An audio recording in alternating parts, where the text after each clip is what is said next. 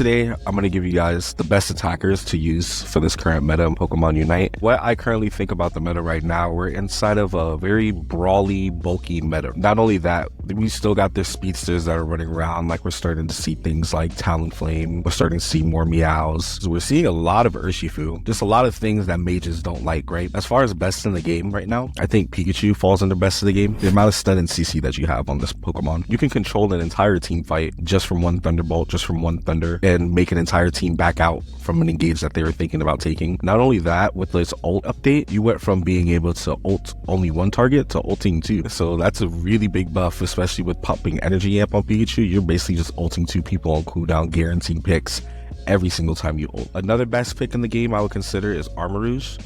This is a must pick. If it's available and your first pick in draft, and you're not picking Armarouge, it's kind of a throw. The Armor Brothers are definitely the best characters in the game in general, especially with the buffs that they gave Zero, the amount of damage output that they give Arma, on top of the stuns and CC lock that you could do with this mod as well.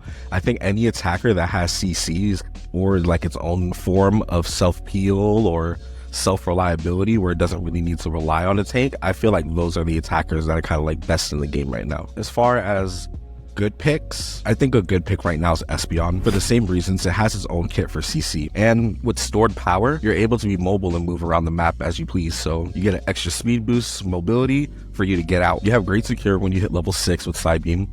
I always recommend, if you run stored power, run Side Beam, because if you run stored powered with Future Sight, you have to rely on vision for you to be able to even use your moves, which means you're not able to bush check, which means you can't poke the bushes if someone's in there, and you either have to A, wait for your defender or someone bulkier to get there, or B, you have to go and walk in the bush yourself, which is something that you kind of don't want to do as an attacker. And then with Espeon ult, with this brawler meta that we're in, the second that they come in and try to dive you, you literally just pop Espeon ult, and if you have teammates with the brain, they're dead. Trust me. A good tech that I like to use, I call it the Cosmic Tech. One of my old teammates used to do this. They would purposely play Espeon into Hoopa, because Hoopa plays for their portals to heal their teammates, and Espeon ult easily counters that if you time it right. So you can hold them out of the portal when it closes and pop them out while they're all low HP, and then your team will be able to clean them up. Just a little tip if you guys didn't know about that. Another good pick I feel is Inteleon. You have the option to go between two movesets, Liquidation and then Snipe Shot. I recommend if you do Snipe Shot, you go Fell Stinger. If you're doing Liquidation, you do Acrobatics. Fell Stinger and Liquidation just don't work together. They don't synergize, because if you get stunned out of Liquidation, the animation stops and your damage stops. And you can't use Fell Stinger while you're using Liquidation. You have to play your positioning harder to win and play really you have to play perfect the entire game for you to play Fell Stinger and Liquidation. As far as like its uses, Liquidation provides good rip, you have good mobility with the acrobatics, but with Snipe Shot, and so the current meta that we're in right now, you're just able to poke out all the brawlers before they even walk in. If you're like that at Snipe and you got good aim, Inteleon is a really, really, really good pick for you. One, because Fell Stinger gives you your own mobility. You literally can hop from wall to wall like you're Spider-Man. Snipe Shot, you're able to poke whatever you want out, and your teammates are always going to give you vision, or they're always going to have vision from pushing your pad. And then not only that, the Inteleon ult is just the ultimate A presser in itself. You can kill enemies, you can secure objectives. It's always putting your crit counter up every second. Like, you can't go wrong with picking Inteleon unless you see two speedsters, and you're just kind of cooked. Another good pick I would say is Sylveon. Sylveon, the reason why I would say is a good pick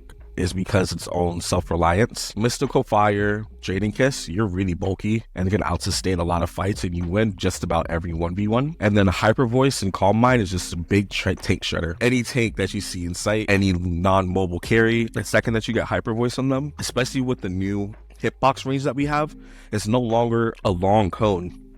Now they changed it over to where it's a wide cone, so when people do try to walk up or walk down, they're still taking the ticks of damage, which I hated it at first, because I like the skill expression from the smaller cone. But with the bigger cone, it opens up room for you to do a lot more things, create a lot more space, peel for your teammates if you need to peel for them, just because of how big the range is. And then the best thing about Sylveon is his ult. You have an ult that makes you invincible and you heal. So if you get into big trouble and people are popping ults on you, you could literally bait their ults and just pop Sylveon Unite, and you're good.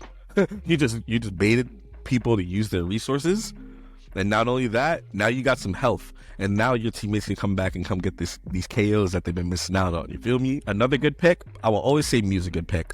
Mew is the highest utility attacker. You have 7 moves. You have Solar Beam for poke. You have Electric Ball for burst. You have Surf for CC and mobility. You have Agility for mobility. You have Coaching that resets your E-Ball, gives you cooldown reduction on your E-Ball. Not resetting. Y'all are gonna flame me in the comments if I say reset. And then you have Light Screen, which doubles, or not doubles the damage, but increases the damage of all your moves that go through the screen, which I think is OP in itself. And then you have a Unite move that's a get out of jail free card. You can press Mew Unite and back home. You will get home safely without being touched, and Mew Unite would still be running by the time you get home. I think being able to have that much utility within itself to where you're self-reliant, you can rip objectives if you want to. You could poke out the enemies if you want to. You could peel for your teammates if you want to. You just provide so much utility within a team fight, especially being able to have a move switch at your hands.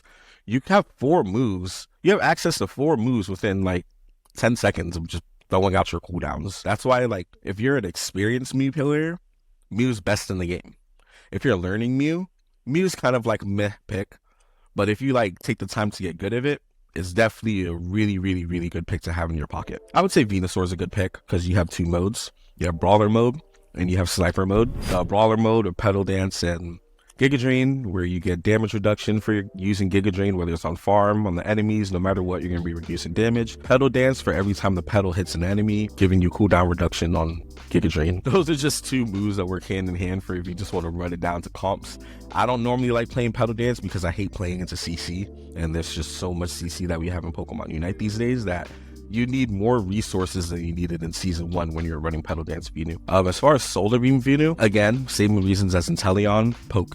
But being able to snipe out your enemies that can't touch you, especially if you're one of the last picks in drafts and they have no speedster and you need to outrange their mage and they're playing an all-rounder like Buzzwole or something, why wouldn't you play Sniper? You could poke them out all game and realistically no one's going to touch you. And then Venu ult. Venu Unite is probably one of the biggest burst Unite moves that I love. The reason being is because it hits twice. You have the first big hit on its initial drop, and then it drops out into 4 more hits. And if you're running Energy Amp, it also boosts the power of your Solar Beam when you blow it out after you use your Unite. Another good attacker that I think falls into good picks, Decidueye, for the same reason as Venu, just poke. I would never play Razor Leaf, arguably the worst move in the game. And the reason being is because you need to commit so many resources to it just for it to be good. And if you're committing that many resources to Decidueye, all they got to do is play Delphox for Fire Spin and another Sniper that can poke you out. Because if you're playing Protect the President Desi with 4 supports doing hella damage, yeah, that's cool and all, but like Delphox just smurfs on the comp. Delphox plus Sniper just smurfs on the comp, and nobody likes that. But Spirit Shackle Decidueye, you have the ADC to rip the objectives. You have enough poke to kill people in 1 to 2 arrows, depending on how many stacks you get, depending on how much damage that your teammates are doing. If you notice that your teammate's in your Decidueye, you should always be panning your camera and looking to shoot that next snipe to execute for all the team fighting that your team has been doing. Another good pick for attacker, Gardevoir. When you're playing against all these all-rounders, like Buzzwole and Azumarill, Urshifu, Gardevoir has enough damage shred and its Unite move to just 100-0 them and get them out the game for you. So, especially when they're getting all grouped up. Something with these big bulky comps, like when people are running Ho-Oh and Buzzwole and whatever bulky carry in jungle like Urshifu, it kind of just gets them messed up towards like the mid-late game once Gardevoir becomes online, especially because they have their ultimate on cooldown now with the recent patch that they had for it, the recent buff that they had for Gardevoir. Its damage is just being able to have its Unite on cooldown, and then the amount of damage that it puts out, because remember when they nerfed Gengar stats and they added them to Guardy within the same patch? Gardevoir is just a real big threat, especially when it's coming out of the jungle. One of the best level 5 spikes, has one of like highest outputs of damage as a level 5 jungle. Gardevoir is just always going to be a good pick, unless you are playing into like double speedster. Like if you're playing into like Absol, if you're playing into like, what else, Talonflame, Meowscarada, Serena, you're not going to have a good time. Another good pick, Delphox, that has a weak early game, but its mid-game presence is extremely noticeable. We've all been fire spin on cooldown. We've seen fire spin after fire spin after fire spin just annoying us and chunking us down, and they're just poking us out. And then not only that, Delphox Unite is just so oppressive for pad pushes or pad defense. Put the Delphox Unite on the pad, your opponents can't score.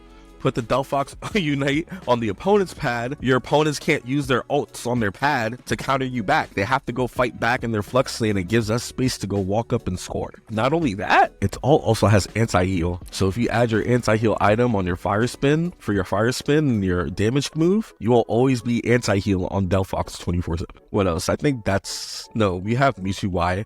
I think Mewtwo is a good pick still. EX Mons are EX Mons, no matter what. Even without the tag, they're still the respective leader of their team. We have to admit it. We don't really have to explain Mewtwo. We've all experienced the meta. We've all experienced the pain. We never want to go through it. One of the picks that I mixed for best in the game, Miraidon. Miraidon, you could play out of all three lanes. You could play in top lane, you could play in jungle, you could play in bot lane. In jungle, you have the option to go between Electro Drift or the poke move, Charge Beam, and it's all going to be comp dependent. If you need to get to the back line, like let's say they outpoke you, like they're running double sniper, run Electro Drift. Who's going to stop you if they don't have CC Mons or like something like a Fable that actually stops your dash from going through? You can play a top lane that way as like a speedster assassin, and a bot lane you can play like a mage with a charge beam. Its utility kind of like Urshifu in a way, but instead of water bear versus dark bear, where it's different melee modes, it's mage mode versus assassin mode, which is one of my favorite things about Miraidon. I remember I was watching a stalking stream and she was running double stacking focus band with potion on Electro Drift, and she was just smurfing like 20 kill games, 30 kill games, game after game after game after game before they finally nerfed it. Like Electro Drift, even with the nerf, Charge Beam, even with the nerfs, like this Pokemon is broken, super broken. Moving on to niche picks, I think Glaceon's a niche pick right now. There's not really a moment where you can play it. You can play it, but there's just so many other options that are better, as you can see above, that you could play outside of Glaceon that are for like level 4 attackers like Pikachu, Espeon, Sylveon. Those are like my 3 favorite level 4 attackers to play right now. Glaceon's still good with the Icy Wind, shotgun build, goes crazy. It's not what it was in my Mew Glaceon meta. It's not the same thing as what it was before, but it still does pack a punch if you know your micros. Freeze drying before you throw down your Icy Wind, so your Icy Winds do more damage. And then Icicle Spear is still probably one of the top 10 most annoying moves in the game, bruh. Being able to just spam them on cooldown, and then not only the shards like kind of pierce, but they kind of splash as well.